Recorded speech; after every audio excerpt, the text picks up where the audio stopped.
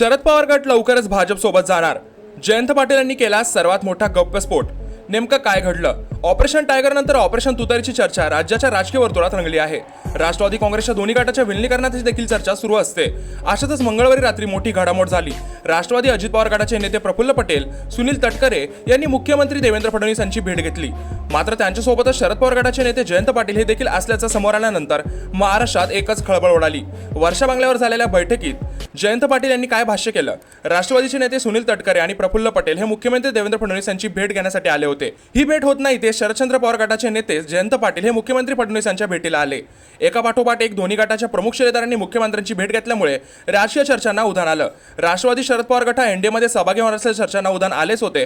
त्यातच विधिमंडळाच्या पावसाळी अधिवेशनाला 10 पैकी 9 आमदारांची गुप्त बैठक झाली. या बैठकीत त्यांनी भाजपसोबत जाण्याची चर्चा समोर असल्याचं वृत्त समोर आलं. त्यानंतर मंगळवारी राष्ट्रवादीच्या दोन्ही गटाच्या नेत्यांनी मुख्यमंत्री फडणवीसांसोबत बैठक झाल्याने एकच खळबळ उडाली. राष्ट्रवादी शरद पवार गटाचे नेते जयंत पाटील यांनी वर्षावरील बैठकीबाबत माहिती दिली. जयंत पाटील म्हणाले की मुख्यमंत्र्यांसोबतची भेट नियोजित होती. ईश्वरपूर नगराध्यक्षांना अपात्र केल्याने संबंधित विषयासाठी काल रात्री मुख्यमंत्री देवेंद्र फडणवीस यांच्यासोबत भेट झाली असल्याचं जयंत पाटील यांनी म्हटलं आहे. आपण मुख्यमंत्री देवेंद्र फडणवीस यांची भेट घेऊन साधारणपणे बाहेर पडलो असं त्यांनी म्हटलं आहे. याबद्दल तुमचे मत आम्हाला कमेंट नक्की सांगा. आगामी काळामध्ये शरद पवार गट खरंच भाजपसोबत जाणार का? याबद्दल तुमचे मत आम्हाला कमेंट नक्की सांगा आणि अशाच व्हिडिओ रोज बघण्यासाठी आपल्या चॅनलला सबस्क्राईब करायला विसरू नका.